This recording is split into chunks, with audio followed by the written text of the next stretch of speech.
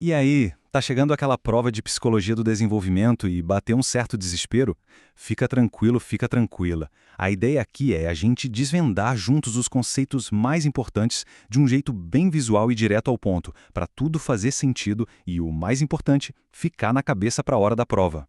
Bom, tudo sempre começa com uma pergunta gigante, né? O que, no fundo, nos torna quem a gente é? Entender o desenvolvimento humano é basicamente embarcar nessa jornada para descobrir como a gente sai de um bebezinho cheio de reflexos e chega nesses seres complexos que somos hoje.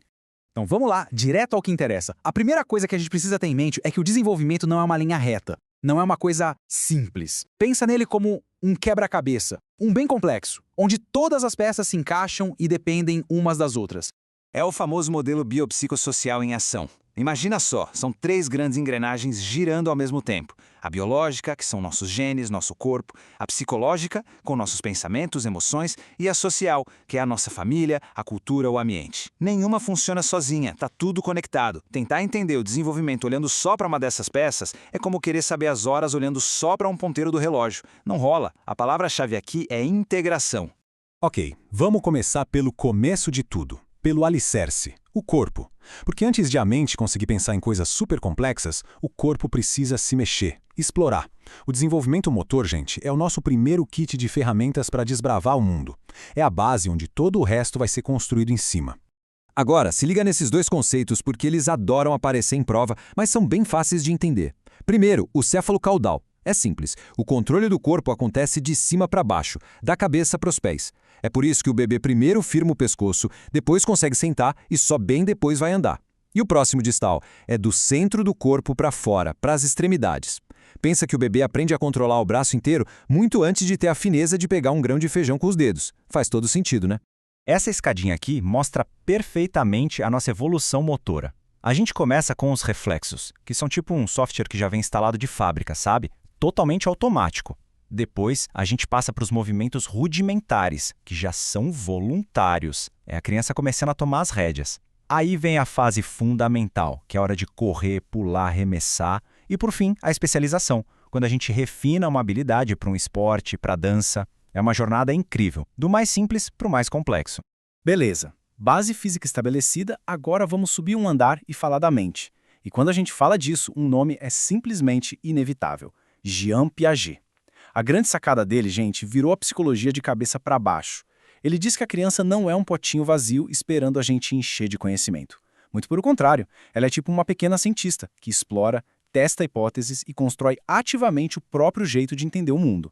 Na época do Piaget, a briga de ideias era forte. De um lado, a galera que dizia que a gente nasce como uma folha em branco e aprende tudo do ambiente. Do outro, o pessoal que achava que a gente já nascia com as ideias prontas. Aí o Piaget chegou e falou, pessoal, nenhum nem outro.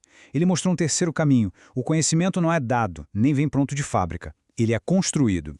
E qual a ferramenta para essa construção? A nossa ação no mundo. E aqui está o pulo do gato do Piaget, o coração da teoria dele. A inteligência não começa com um pensamento abstrato, ela começa com a ação. É pegando, é colocando na boca, jogando no chão, testando os objetos que a criança vai construindo as primeiras estruturas do pensamento.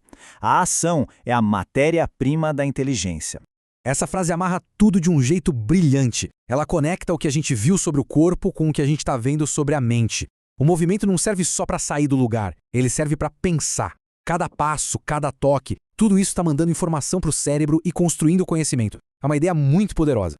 Ok, agora atenção máxima aqui, a gente vai entrar no motor que faz a aprendizagem acontecer, segundo Piaget.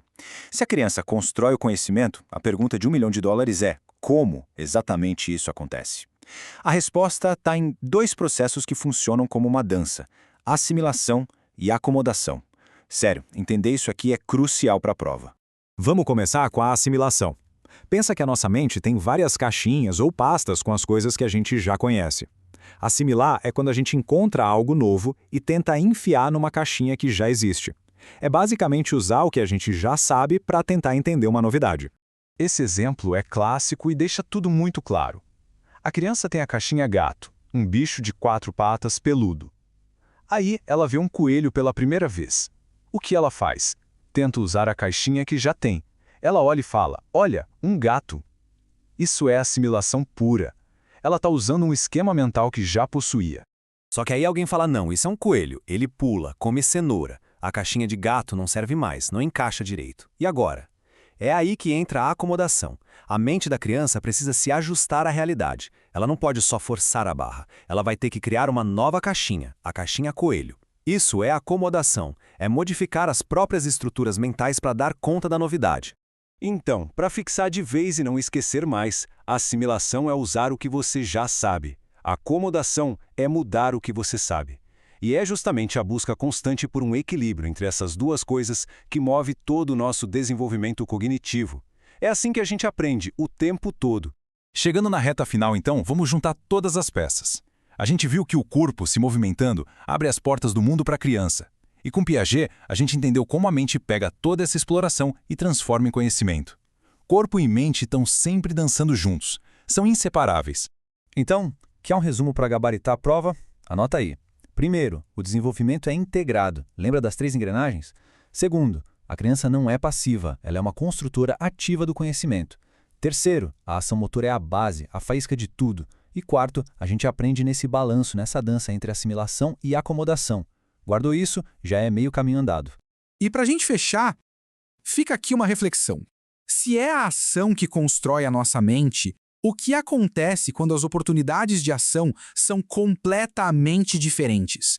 Pensa na diferença que faz crescer com um quintal para explorar ou num lugar bem pequeno. As teorias que a gente viu aqui não são só para passar na prova. Elas nos ajudam a entender como o mundo em que a gente vive vai moldando, tijolinho por tijolinho, quem a gente se torna.